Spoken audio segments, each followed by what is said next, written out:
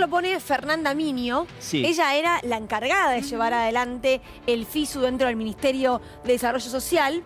Y le responde a los que ahora están diciendo les gusta cagar en un balde. Nadie quiere ni merece cagar en un balde.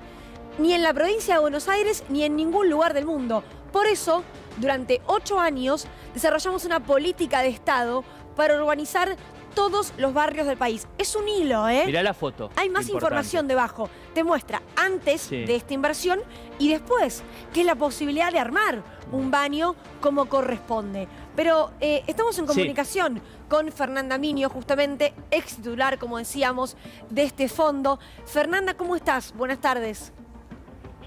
Hola, buenas tardes, ¿cómo están? Bien, gracias por atendernos en primer lugar. No, por favor. Fernanda, cuando leíste esta serie de tweets y acusaciones en los últimos días, ¿qué pensaste? ¿Qué sentiste? Primero, mucha indignación, como siempre, cuando se ataca una política que fue tan virtuosa, que llevó a tantas familias pobres de la Argentina, mujeres en particular, con el programa Mi Pieza, que hay un informe de la Universidad Católica Argentina que de esa porción que pudieron relevar del 6% que había sin baños, con el programa Mi Pieza pudieron hacer el baño y con otros con ese mismo programa empezar a arreglar su casa.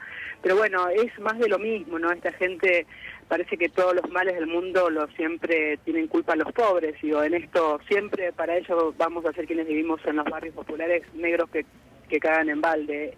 Pero bueno, como contaban recién, lo que había dicho el funcionario, hay que preguntarle qué pasó con el Fondo de Integración Sosurbana, el FISU, como recién contaban, después de que yo dejé la gestión. Dejamos dinero, después aumentó, porque acuérdense que el impuesto país, que también se fondeaba, el fideicomiso, el Fondo de Integración Sosurbana, había aumentado de diciembre a marzo, haciéndose un montón de plata que también fue al FISU, pero ninguna de las obras continuaron. De hecho, sigue todavía estando en lugares porque muchas familias y barrios organizados a través de la Mesa Nacional de Barrios Populares exigen y no le pierden pisada, exigiendo todos los santos meses. Bueno, Fernanda, eso es importante. Que esos fondos vayan a los barrios populares. Y te hago un punto ahí, porque me imagino, es un dato, pero ese dato son historias. Esas historias te llevan a barrios y a familias. ¿Hay muchas familias que se le habían prometido y con esto de la finalización del fondo quedó todo inconcluso?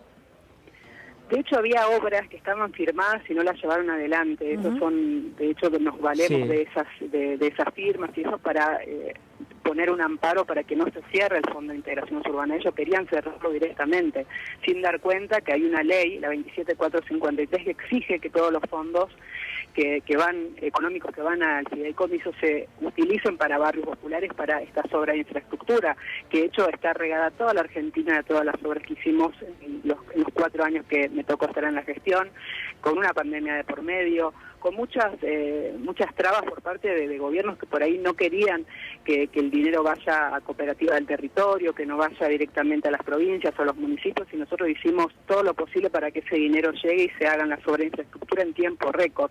Esto nos valió reconocimiento internacional. De hecho, tengo ahora una invitación por el gobierno de Brasil para ir a compartir esta política pública y ver de poder replicarla también ahí con compañeros que también vinieron a ver cómo se fueron haciendo estas obras. Pero bueno, esto es más de lo mismo. Creo que este gobierno lo que hace es culpar otra vez a los pobres de sus fracasos, y no saben que una de las cosas que permítanme compartirle que pasaba cuando había ganado Milei. Muchas familias de los barrios decían, pero bueno, esta política no la van a tocar, ¿no? Nos decían a nosotros no teníamos respuestas para eso, porque sabían que por los discursos que tenían antipobreza, no de erradicarla de los barrios, sino de no pensar y no mirar para ese lado, esto iban a ir lo primero que iban a ir a estigmatizar y a perseguir. Pero así todos nos pusimos muy adelante de esto, con distintas formas para evitar que se cierre la Secretaría. De hecho pasó de ministerio, eso se transformó en otra cosa, es una Secretaría que la tiene Hacienda, creo, si no me equivoco. Pero bueno, esto hasta el propio Pareja dijo que no había encontrado ninguna malversación de fondos ni nada que diga que se hicieron mal las obras, y las obras estaban y había muchas en ejecución, de hecho, y eso también no las continuaron. No había que hacer nada más. Digo, si no les gustaba lo que hacíamos, hubiesen cambiado ¿qué? No lo hubiesen vaciado, no hubiesen interrumpido las obras, porque ahora se vanaglorian y se dicen, bueno, los pobres tienen la culpa porque les gusta vivir de esta manera. Fernanda, Vanessa Petrilo te saluda. Te hago una consulta porque en mayo la justicia dictó una medida cautelar suspendiendo justamente la eliminación de este FISU.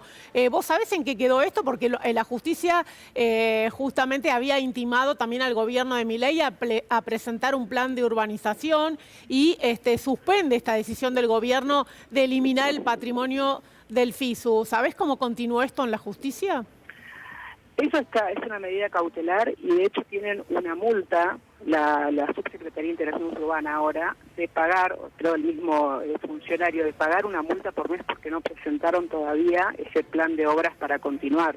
O sea que no está cumpliendo con la justicia el gobierno, entonces. No están cumpliendo ni con la continuación de las obras, ni con esta multa que le están imponiendo porque no presentaron, igual que pasó con alimentos, que se exigió y como en la tercera instancia los obligaban a que presenten un plan de cómo se iba a repartir los alimentos. En este caso, con las obras de la SISU, pasó lo mismo. Hoy tienen una multa porque no están cumpliendo con las obras. De hecho, creo que es uno de los pocos fideicomisos, si no es el único, que quedó en pie de no haberlo borrado del mapa. Eso pasó con el Fondo de Integración Urbana. Fernanda, ¿qué tal? ¿Cómo estás? Rosalía te saluda. No sé en este caso puntual, pero la inmensa mayoría de los fideicomisos o que fueron cerrados o que fueron desfinanciados, fueron utilizados esos fondos para lograr el superávit fiscal. Es decir, se desfinanció a cada uno de esos fondos o las partidas en cada sector, no se entregó el dinero y se está utilizando para mostrar el resultado fiscal positivo. ¿Tenés información sobre si puntualmente con el FISU está pasando esto?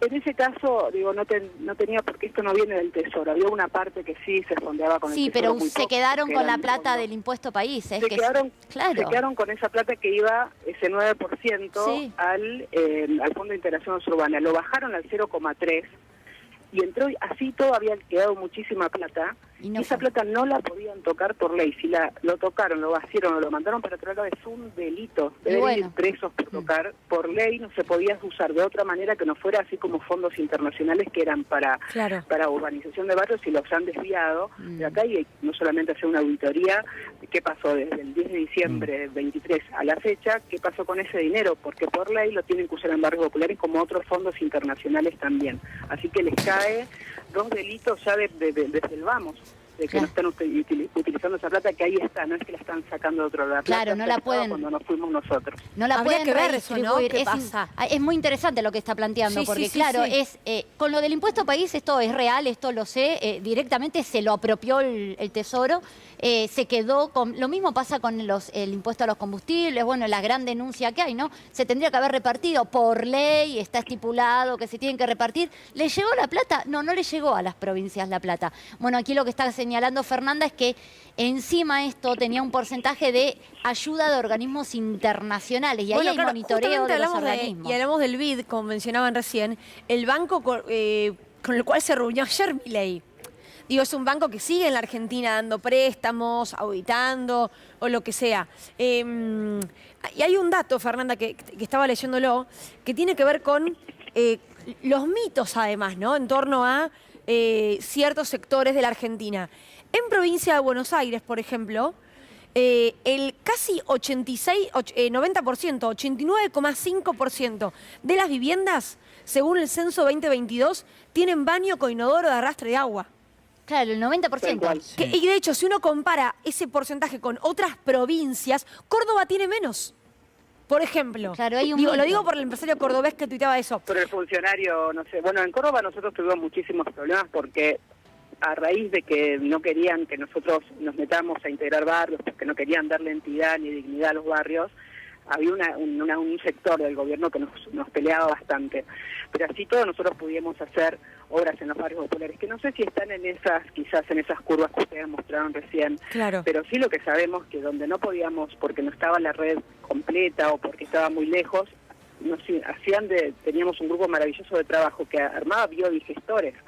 Esas fotos que creo, ahora no tengo luz, se me cortó la luz esta mañana, pero eso que publiqué ayer en las redes, es si no me equivoco, es en Misiones, en uno de los lugares donde no había cloaca y así todo pudimos hacer con biodigestores, porque vuelvo a decir, el equipo maravilloso que nos acompañaba, armábamos de la manera que sea para que se hicieron en el gobierno anterior con un montón de dificultades porque sabíamos que arrastramos problemas económicos hace muchísimo tiempo. Claro. Pero para eso se peleó una ley, se pelearon por los fondos en diputados, se peleó por ese porcentaje del aporte solidario y extraordinario de las grandes fortunas y así pudimos hacer tantas obras en todo el país que todavía algunas están en pie y las siguen cuidando vecinos para que no las intrusen, para que no se rompan, para que no se roben las bombas. Bueno, hay todo un trabajo que seguir haciendo, falta un montón, pero se había comenzado un trabajo maravilloso que nos valió como gobierno, como Estado, reconocimiento internacional. En los sectores más vulnerables, ¿no? Sí, Donde claro. no llegan,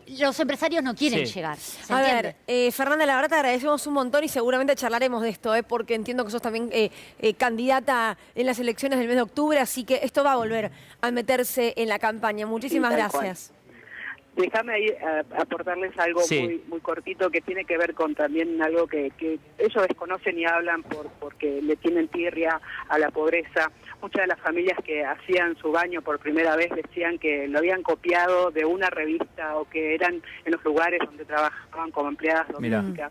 Eso es que tener ganas de salir adelante. Pero Cuando claro. el Estado se armaba de paciencia y se armaban entre otras mujeres para terminar la obra porque a veces y solamente el que nació sin poder tener un baño, sin poder tener una tecla y encender la luz, sin abrir la camisa y no tener agua, saben lo que significa y lo que esto provoca cuando se los estigmatiza de esta manera de este gobierno, que se puede esperar nada más que irrespetuosidad y denigración para la gente de los barrios. Gracias, Fernanda, por la comunicación.